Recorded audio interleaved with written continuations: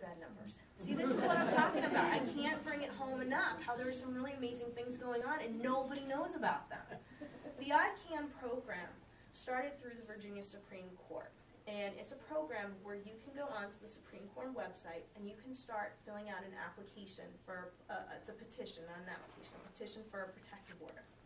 And one of the neat functions about this is that because you know that abusers will often look at internet history, that if a person is working on their petition and the batterer comes in, they need to exit quickly, there's an escape button that they can exit very quickly.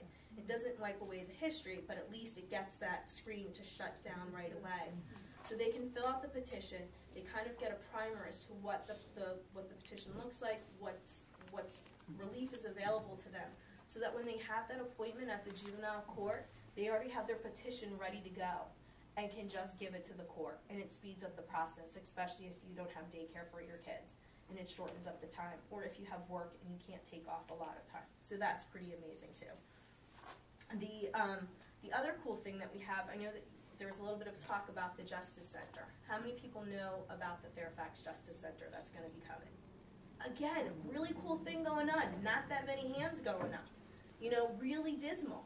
You know, in Montgomery County, they had a Justice Center go up, and there was a newspaper. Everybody knew about it. Here in Fairfax, nobody knows anything about this. Under the Justice Center, we have, it's going to be housed in the old juvenile courthouse. The juvenile court has now gone into the big building over with Circuit Court and General District. And I look at the Justice Center as truly one-stop shopping. Within the Justice Center, there's going to be, you know, liaisons with the Department of Social Services. So if a victim comes in and needs to get assistance with public benefits, there's a person there.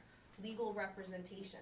The goal is to have everybody who comes in and petitions for a protective order, regardless of what their economics are, be assigned an attorney to help them through that protective order process.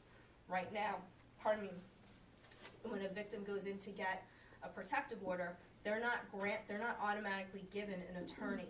We have a couple of programs that are in place right now through Legal Services in Northern Virginia with Attorney of the Day or through Legal Services, but you have to be of low economic means. There's also going to be interpreters available. There's going to be an attorney from IUTA that's going to be kind of helping and orchestrating with getting people, victims, assigned to attorneys.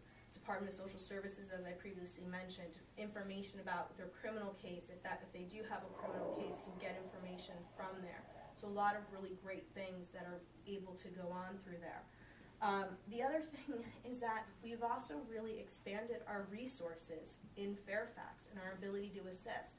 One of the amazing things that we put into place in Fairfax is a supervised visitation center, which is also going to be in that Justice Center, excuse me. The supervised visitation center was on the chopping block with the Board of Supervisors. And a lot of us came out to talk about that, and I was one of those people, because the supervised visitation center is a valuable asset when we have to transfer children for visitation. You heard some of the stories that I mentioned earlier about how the transfers can be very dangerous.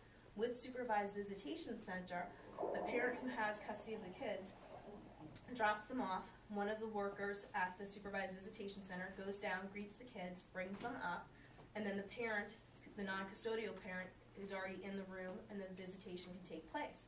They're being watched that whole entire time. So if there's any inappropriate activity going on at all, there's somebody there who's neutral who can document it and will let the courts know what's going on, and the victim never has to see the abuser, and we don't get kids caught in the crossfire. That's amazing. I don't know anywhere else in Virginia that has a supervised visitation center. You know, Alexandria, you know, the big model. They're jealous. I can tell you about how that is. So, if you take nothing away from today, please take this. We all can do something to help victims of domestic violence. And even if you don't think you are going to be a victim, chances are somebody you know has either already been a victim or will be a victim. Educate yourself. Get knowledgeable. Be a support mechanism for that person. Don't have it be a situation where you only get involved after the murder and you're only concerned about your property value.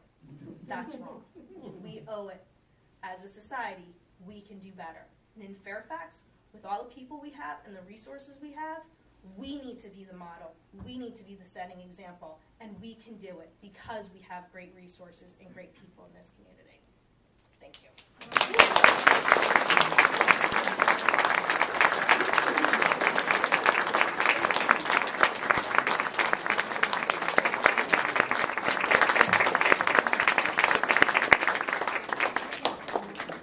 I didn't know if you wanted to do question period at this point or if you wanted to save that for later on.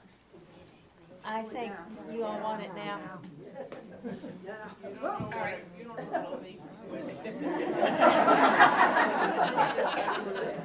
going to just pop a cough drop. All right. Who's got the first question? Yes. As a parent or as a friend of a parent who sees their child, a grown child, adult child, possibly be in a potentially abusive relationship, or maybe already you don't know that it has been, what, if anything, can you do?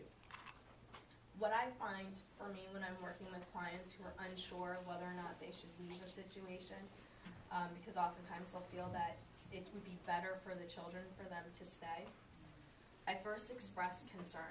I'm concerned for your safety. I'm worried that this, and this is going to happen to you. I'm concerned that